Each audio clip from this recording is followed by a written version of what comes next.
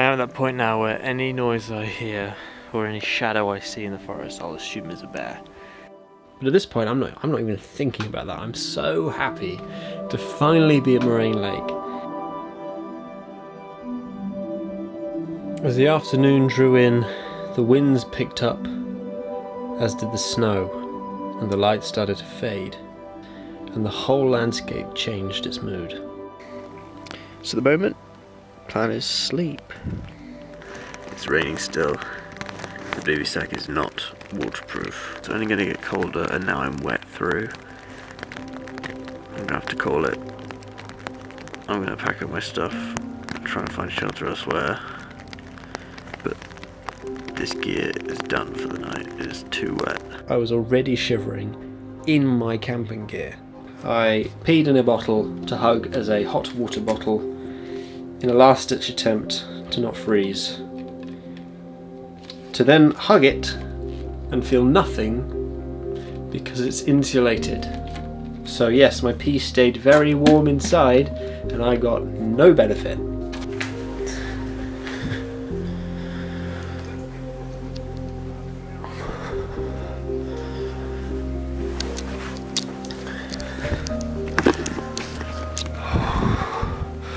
Good morning. It's 4:30. I'm so cold. I didn't sleep. I survived.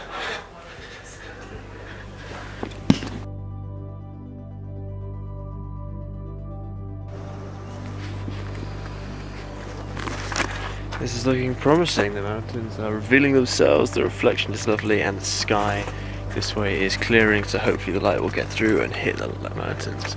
I think the sun will be rising sort of that way, so it'll be a nice light across, I hope. These conditions remind me of sunrise in Ushuaia this year, which is when it was really cold and grey and cloudy, and then just this magnificent purple painted on the mountains. That would be amazing. Particularly after not getting, so I had 3 things I was hoping to capture. It was just sunset, stars and sunrise. Didn't get sunset, didn't get stars. So I'm hoping this will be magnificent. But it's all natural, it's all weather, so sometimes you don't get any of it. That's just the way it goes.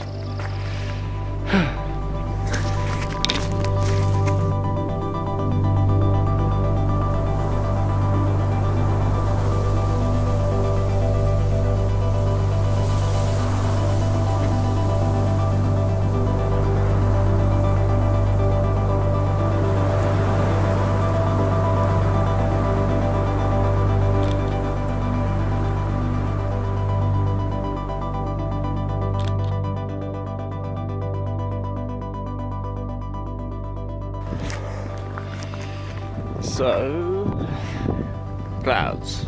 Surprise, surprise. Also, I'm sorry that it looks weird with my headphones on. That's just simply because they keep my ears warm. I need to get a fluffy woolly hat that says Canada on it, and then I'll be better off. And right now, I want to get on a Greyhound and go to Vancouver and just wait, like, for 2 days on a bus and just sleep and be inside. That would be nice. Yeah, I don't know what to do. So I think at this point, my exhaustion had rendered me so civil that I didn't complain or cry or shout or scream at how terrible a night I'd had and how rubbish the sunrise was. I don't know how I was so calm. The best thing about that morning was that I was very lucky to encounter and meet a man called Jeff. So at Moraine Lake I met Jeff, who very kindly gave me a ride to Lake Louise, but we decided we're going to get to Peyto Lake because the weather is going to get worse and worse. So before that happens, we wanted to see the lake because it looked amazing. From the pictures that I was showing this morning, I have to get there before I leave. And on the way, we picked up Loki, Layla, and Toke.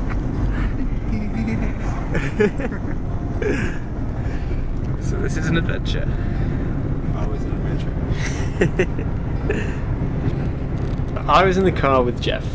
We then saw Loki and Layla and thought, it's horrible weather right now.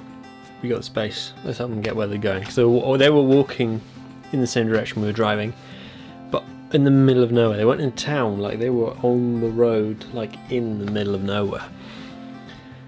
And when Jeff offered them a lift, Loki said, oh well, is it right if we bring in a cat?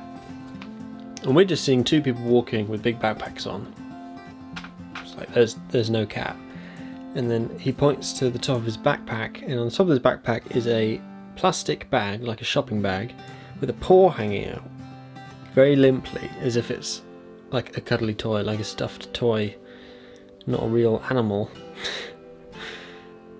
He then brings Toke in with him, obviously takes off the bag, and then there is a live cat, happy to be in a car in the warm. It was very surreal. And then on the drive, they gave us some seaweed, which was really nice, I've not had before, and some mushrooms they showed us, which were these kind of like fire like they grow after a wildfire. Loki and Layla were heading north to the wildfires that had been happening to collect these mushrooms. That was their sort of living, which is really interesting. Did not expect that, and was very suspicious of mushrooms when handed to me by strangers.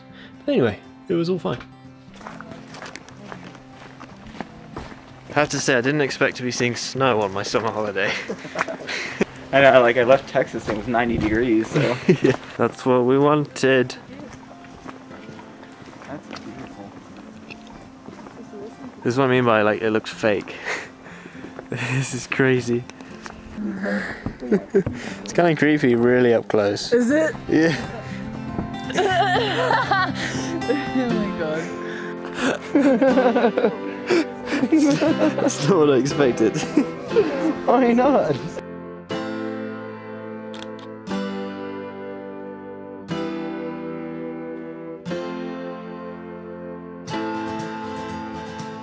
Babe, you should just stand over here. Like, Hey, Toke. Hey. Buddy. Hey, He's camera shy.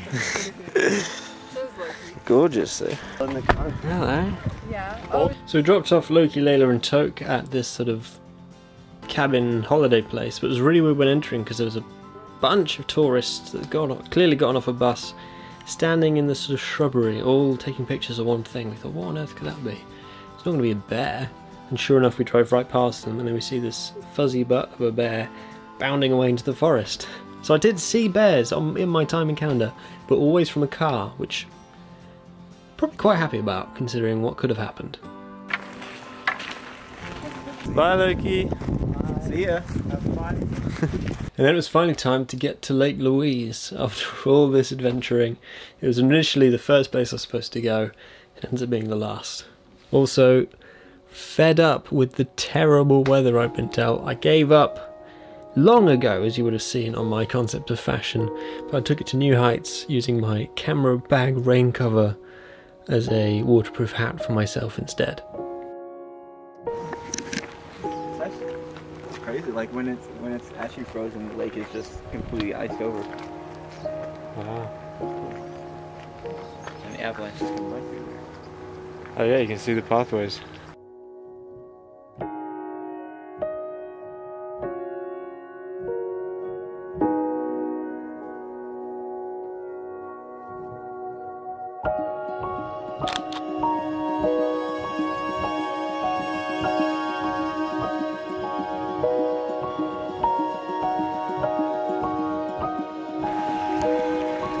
How far do we go? So yeah, we're just walking, we walked around Lake Louise, now we're going along the river that feeds into the lake, and the peaks here are amazing. We're lucky with the weather now, well, compared to earlier. It stopped raining, and the peaks are revealing themselves, and they are absolutely jaw-dropping. They don't look real. This is really nice. That does look like quicksand. Nah. No, it's not. It's just regular sand. Check out how clear this water is. Right, how do I prove it's water? There you go, see? That's cool. That's where it came from.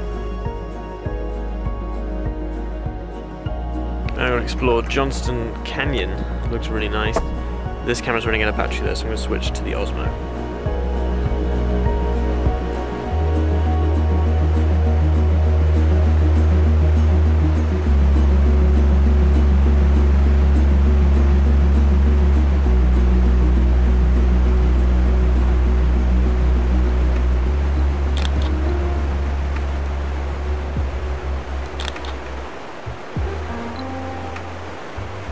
time for Jeff to head back to Calgary to get his flight home to Texas.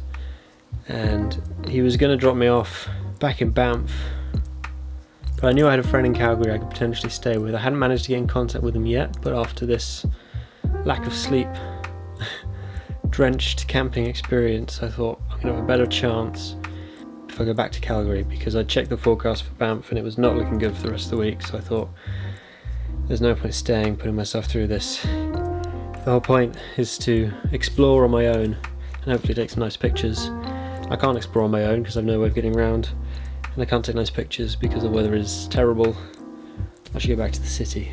So I end up taking a ride back with Jeff all the way back to Calgary, where I'd come from the very beginning. I slept so well, and I made contact with my friend and I went to stay with her for a few days, and then I got on a Greyhound again to Vancouver.